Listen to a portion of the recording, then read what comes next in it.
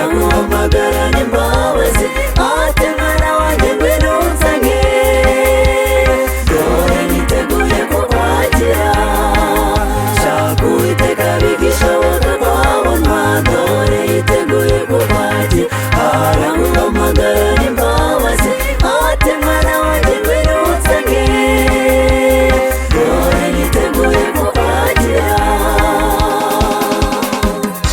Uwo mwami w'abami ntawamusanze ngakorwe n'isoni, uwamusanze wese aramwakira, n'umubyeyi n'umunyamahoro, n'inshuti iruta izo mw'isi njyewe ndamukwifurije.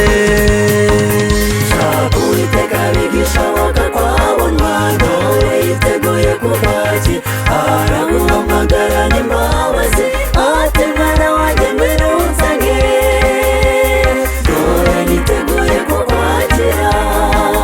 Shaka Uwiteka bigishoboka kwabonwa dore yiteguye kukwakira araguhamagara n'imbabazi ati mwana wanjye ngwino unsange dore niteguye kukwakira. Inshuti zo mw'isi zirahinduka ariko uwo mwami ntahinduka, agira amahoro n'urukundo, ngwino umusange arakuruhu, n'umwami mwiza w'amahoro.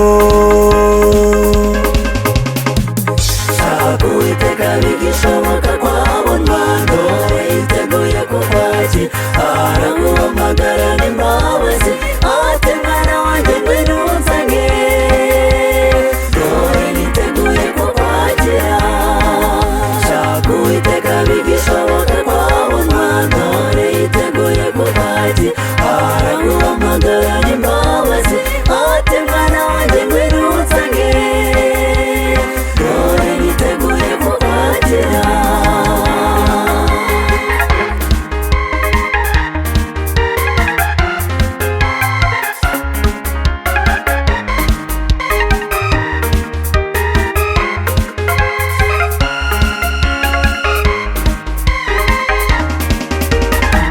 Yesu sinza kuvaho nzabana nawe akaramata, ntawagukoreye wakozwe n'isoni nzahora ngusingiza. Shaka Uwiteka bigishoboka kwabonwa dore yiteguye kukwakira araguhamagara n'imbabazi ati mwana wanjye ngwino unsange dore niteguye kukwakira.